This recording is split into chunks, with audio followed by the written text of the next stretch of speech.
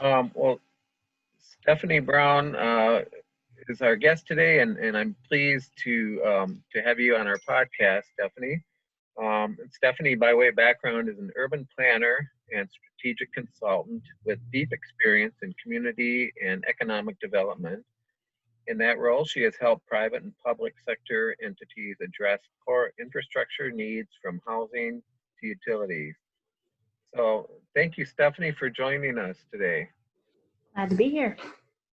Great. Well, first of all, I was wondering if you could talk about talk a little bit about ULI and Urban Land Institute, Minnesota chapter.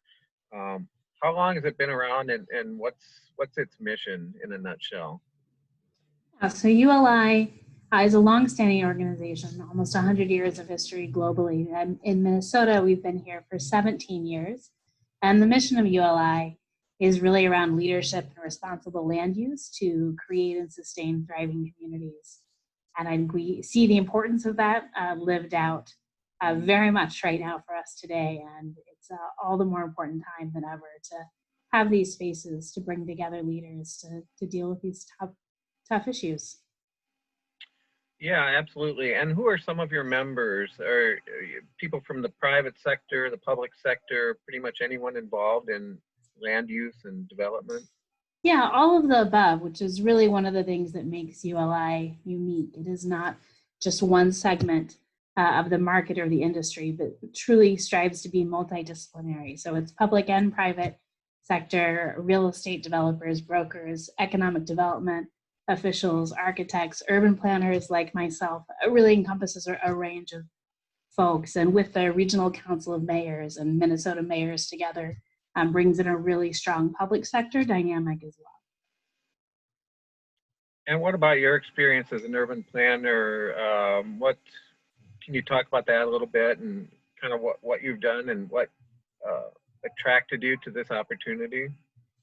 Yeah, I love cities. I love the ways people come together in community to define what they want to happen, to make it real. And that is not always an easy process. It can often be deeply contentious, but it's how we share our values. It's how we express who we want to be and where we want to live. And the very messiness of that, I find important and interesting. So I've been working primarily as a consultant, and that's taken me around the world to a lot of different contexts. I worked at the federal level and at state, and then increasingly in the past few years, really focused on a local level or even a neighborhood level of work. And to see those same problems and debates at a lot of different scales has always been compelling to me. And I think ULI brings a lot of that together. And are you a native of the Twin Cities? I'm not. I grew up in Kansas City, so I'm from the Midwest. Went out to the East Coast for college and worked out there, and really wanted to come back to the Midwest. So I started looking for jobs here and came here for work originally, and then found I just didn't want to leave. I hear that from a lot of people who end up here, so That's pretty great. I even enjoy the snow. That's great. I discovered broomball. Fantastic sport. We have to find fun things to do in the winter. It's otherwise it can be a pretty long season of just sitting inside, I guess. But yeah. So anyway, talk a little bit about, I guess, obviously these are some challenging times we're living in with COVID and with the civil unrest and lots of issues that people are struggling with now, and some real challenges in our society. Where does ULI fit in? Where do you fit into that? And how do those challenges, how do you deal with some of those challenges in terms of land use and development and meeting the core needs of our cities? Yeah, so there are obviously, as you mentioned, challenges on multiple fronts right now. I think the pandemic is really challenging a lot of how we think about space, how much space we feel we want and need for ourselves, how we think about workplaces, even increasingly the need for patio spaces for restaurants. I mean, it changes every aspect of that. And our question will be how much of this is short term and how much is long term? And how do we really prepare, particularly in downtown cores, but really across the board, for a potential reinvention of how we think about space and work. At the same time, there are long-standing development pressures that are not going to go away, even if the market needs a little bit of an adjustment period right now. We had a housing shortage before this started, and we'll have a housing shortage when the pandemic ends, and we'll still need to continue developing, continue reinventing our cities. That's what cities have done as long as they've been here. And so this is another stage of that.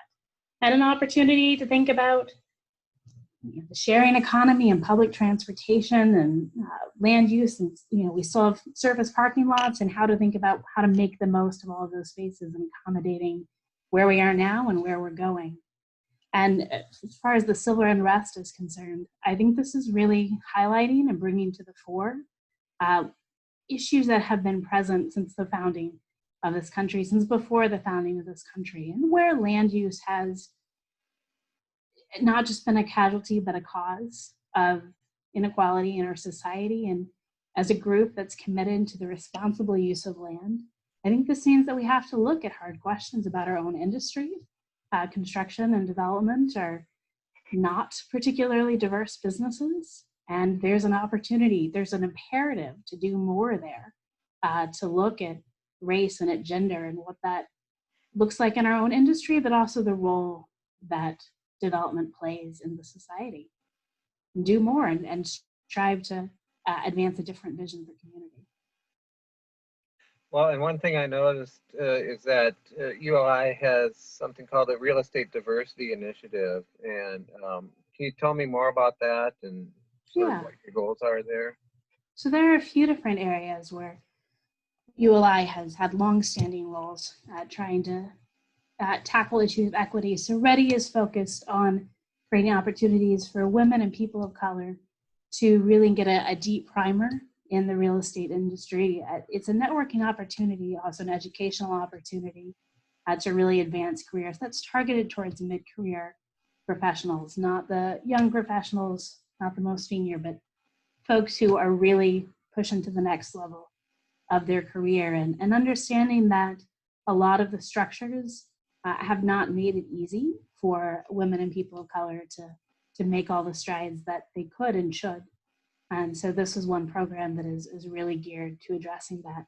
We also have the Urban Plan program, which focuses, starting at the high school level, at exposing people to the opportunities in all of these fields and really looking to recruit the young, diverse, vibrant workforce that we'll need. What are some of your other goals or initiatives that you're working on in your new role? Yeah, so there are a few different things. And one thing I'll be doing early on is having a lot of these conversations with the members of ULI, with the sponsors of ULI, and the different stakeholders on what need to be our emerging priorities. But a few things that are already becoming clear. One is to really rally around this conversation of how do we think about post-COVID and cities, and what do these, many of our private sector stakeholders are small businesses themselves, right? How do you cope with this type of financial uncertainty and really push through? And how do we think about development going forward? So that will be a very active conversation. Another is on diversity and inclusion in our industry. We already talked about that a little with the existing programs. And I think a chance also to expand that to a broader conversation about equitable communities. And what does it mean, not just to look at our own industry, but to look at the work that we do and the implications of the industry, and ask some hard questions and listen to what other people have to tell us on that.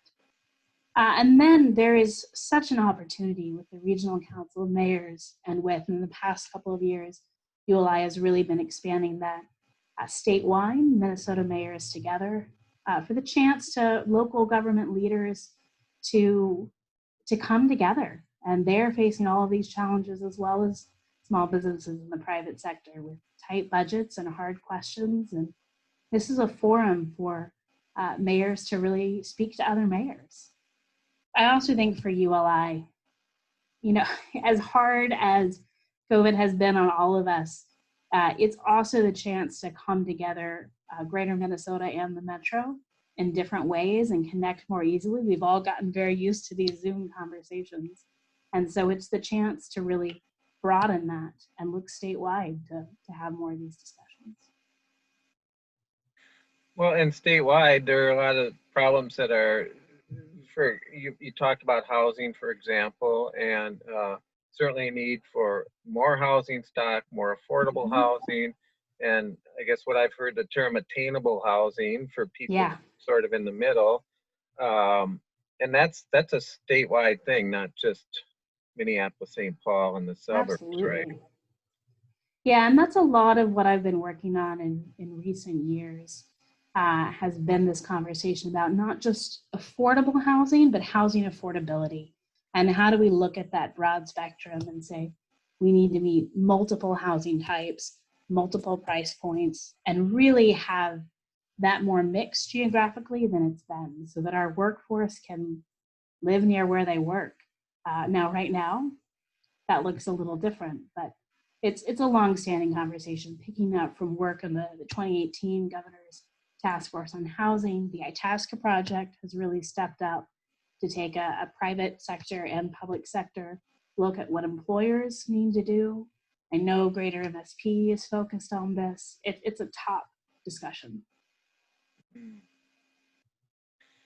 So what kind of background did you have in that sort of, I mean, people don't necessarily grow up saying, I want to be an urban planner, but is that what drew you to this line of work in the first place? Yeah, I've always been really interested in politics and identity and community. And you're right, people don't necessarily dream of being an urban planner. I actually started looking far more internationally. And then nationally, I worked on political campaigns and I was a political consultant. And national politics gets a lot of headlines and it is important, but really that led me to saying if I wanted to get something done, I needed to look more locally. Felt like there was a lot of conversation on the national level and a lot of action on the local level. And that's what really shifted my focus. So still these core questions of who are we? Who do we want to be? What do our communities look like? And the political process of working that out. But I think there's such creativity and energy in our local communities and such an opportunity there. Well, all politics is local, right? It is. You wouldn't know that if you looked at the newspaper, but it is. Yeah, and there are so many things that can be done at a local level, I think, to create more inclusive communities and better opportunities for everybody. And so, we'll see how that pans out here in the as we continue to struggle through this whole COVID thing and beyond. But and it is a struggle, but there's been so many great things happening at the same time. We're learning of ways to do things differently, to connect in new ways. The civil unrest was, a really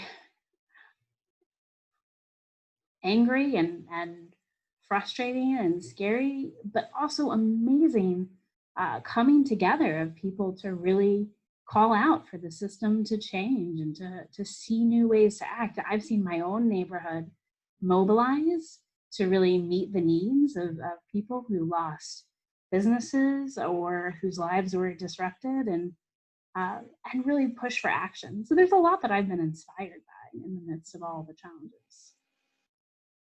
Yeah, and hopefully more investment too in all of our neighborhoods. I just did an article today about a Minneapolis neighborhood that's getting its first new market rate housing in since the mid '80s, and I don't think that has anything to do with COVID or the social justice questions going on now, but I think the point is there is opportunity out there to create real change. So And community-driven change in exciting ways. Yes, absolutely. So, so what else you working on? Any other thoughts before we wrap it up?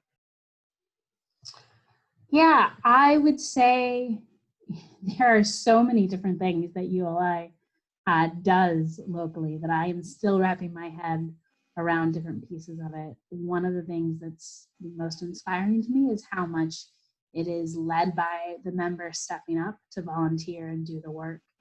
And so I'm excited to see where members want to go to support them in that and take this forward together.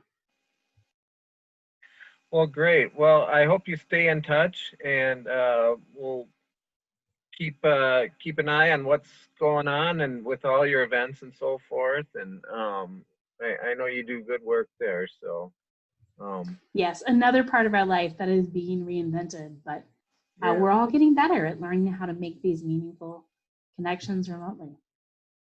absolutely. Well, thanks, Stephanie. Thanks again for joining us, and stay in touch. Thanks so much, Brian. All right, take care. Thank you.